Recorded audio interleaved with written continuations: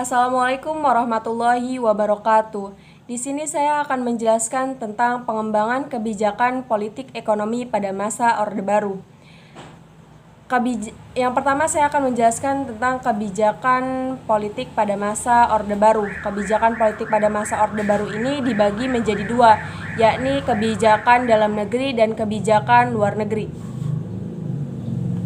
Kebijakan dalam negeri. Yang pertama, pelaksanaan pemilu 1971. Pemilu yang sudah diatur melalui SI-MPR 1967 yang menetapkan pemilu akan dilaksanakan pada tahun 1971 ini berbeda dengan pemilu pada tahun 1955 atau pada Orde Revolusi atau Orde Lama. Pada pemilu ini, para pejabat pemerintah hanya berpihak kepada salah satu peserta pemilu, yaitu Golkar.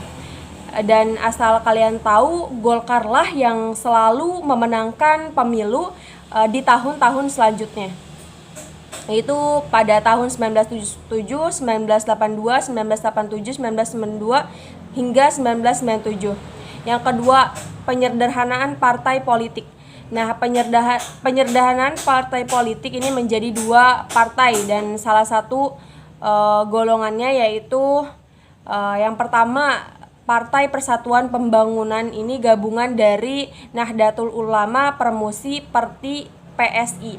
Kedua, Partai Demokrasi Indonesia gabungan dari PNI, Partai Katolik, Partai Murba, IPKI, dan Parkindo, dan Partai Golkar. Yang ketiga ada Dwi Fungsi ABRI. Dwi Fungsi ABRI adalah peran ganda ABRI sebagai kekuatan pertahanan keamanan dan sebagai kekuatan di sosial politik. Yang keempat ada pedoman penghayatan dan pengalaman Pancasila atau P4. Ini bertujuan untuk memberikan pemahaman kepada lapisan masyarakat mengenai Pancasila. Nah, selanjutnya kebijakan politik luar negeri Indonesia. Antara lain, yang pertama, Indonesia kembali menjadi anggota PBB yang sebelumnya sudah dikeluarkan dan sekarang sudah aktif kembali. Yang kedua, pemulihan hubungan diplomatik dengan Malaysia dan Singapura. Dan juga pemutusan hubungan dengan Tiongkok. Yang ketiga, memperkuat kerjasama regional dan internasional. Salah satunya yaitu Indonesia berperan aktif dalam ASEAN dan Indonesia juga sebagai salah satu negara pendiri ASEAN. Oke, selanjutnya ada kehidupan ekonomi, memiliki slogan yaitu trilogi. Nah, apa sih trilogi ini? Trilogi ini yang pertama, pertumbuhan ekonomi yang cukup tinggi. Kedua, pemerataan pembangunan dan hasil-hasilnya yang menuju kepada terciptanya keadilan bagi seluruh rakyat Indonesia.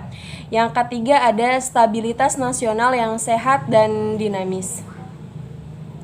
Nah, slogan trilogi ini bukan tanpa dasar. Trilogi pembangunannya dibuat karena Indonesia dulu mengalami inflasi yang sangat tinggi pada awal tahun 1966, kurang lebih sebesar 650% setahun.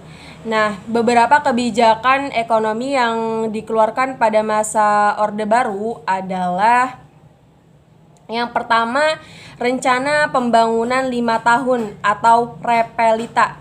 Nah, pada April 1969 pemerintah menyusun rencana pembangunan 5 tahun replika yang bertujuan untuk meningkatkan sarana ekonomi, kegiatan ekonomi serta kebutuhan sandang dan pangan. Nah, replika ini juga akan dievaluasi selama 5 tahun sekali. Yang kedua ada revolusi hijau. Nah, revolusi hijau pada dasarnya adalah suatu perubahan cara bercocok tanam dari cara tradisional menjadi cara yang lebih tradisional.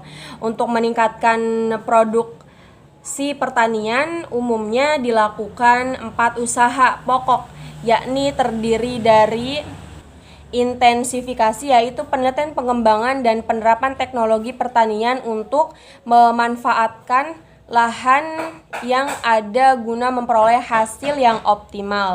Yang kedua ada ekstensifikasi yaitu perluasan lahan pertanian untuk memperoleh hasil pertanian yang lebih optimal dan efisien. Yang ketiga ada diversifikasi, keanekaragaman usaha tani.